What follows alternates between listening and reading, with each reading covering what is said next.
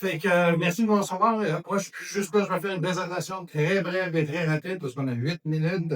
Essentiellement, ce que je viens de vous parler, c'est des travailleurs étrangers. La plupart des entreprises au Québec n'y pensent pas tellement, surtout dans notre industrie. On essaie de recruter localement et malheureusement, de plus en plus, on a de la misère à trouver des jeunes. Présentement, vous en m'entendez. Donc, les retraites anticipées, le manque de relève, et franchement, des fois, on remarque dans les écoles un désintéressement au niveau de la mécanique pour aller vers d'autres industries, font que au Québec, on a de la difficulté à trouver des employés.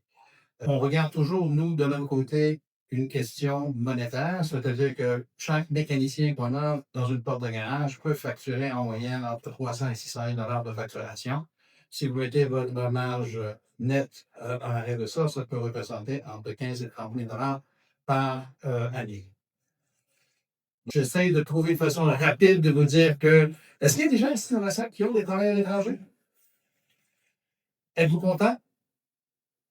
Ils viennent d'où? Maroc? Côte d'Ivoire? Parce que dans le fond, le plus important que vous laissez comme message, c'est au niveau du recrutement international, il y a présentement 800 compagnies de recrutement international sur le marché. Donc, on n'est pas tout seul. Tout le monde qui a un cousin dans un pays étranger, il faut un recruteur international si éventuellement tu es un avocat ou un consultant d'immigration. Donc, l'idée, c'est toujours d'essayer d'aller chercher un bassin dans lequel vous vous sentez confortable. Effectivement, au Maroc, il y a d'excellents mécaniciens. Par contre, si on va au bout de la carrosserie, c'est très difficile. Donc, il y a des endroits où il faut aller, où il ne faut pas aller. Et ça, c'est généralement votre recruteur qui va vous le dire.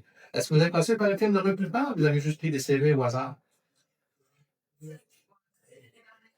Société de développement économique, parfait. Donc, eux, ils avaient probablement quelqu'un qu'ils connaissaient. Donc, ça aussi, c'est une autre alternative qui est très intéressante dans chaque région. Mais de façon générale, si vous cherchez, on peut vous aider, mais on n'est pas là pour vous vendre. On est juste là pour vous dire que l'important, c'est de recruter dans les bassins que vous aimez. Et nous, théoriquement, on recrute Mexique, Colombie, France, Belgique, Tunisie. Et bientôt, la République dominicaine, c'est surprenant, il y a de très bons talents qui sont là. Le Canadien fait une chose de plus que les autres ne font pas généralement, c'est que dans chaque pays, on a des centres d'évaluation. Donc, les candidats sont vidéo tapés, sont également testés physiquement sur à peu près 8 ou 10 différents critères. Donc, quand vous recevez votre candidat, vous allez évidemment lui avoir parlé, il a vu ses vidéos, etc., mais au moins, vous avez un résultat concret pour savoir ce gars-là il vaut 8 sur 10, il vaut 10 sur 10, il vaut 7 sur 10.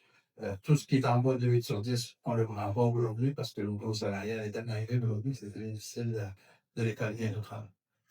Est-ce que vous avez des questions? Est-ce que j'ai laissé en 8 minutes? Une minute et demie? Je suis là pour des questions, des choses, des problèmes, quelqu'un qui a quelque chose. Rien. Donc, j'ai fini. Merci beaucoup.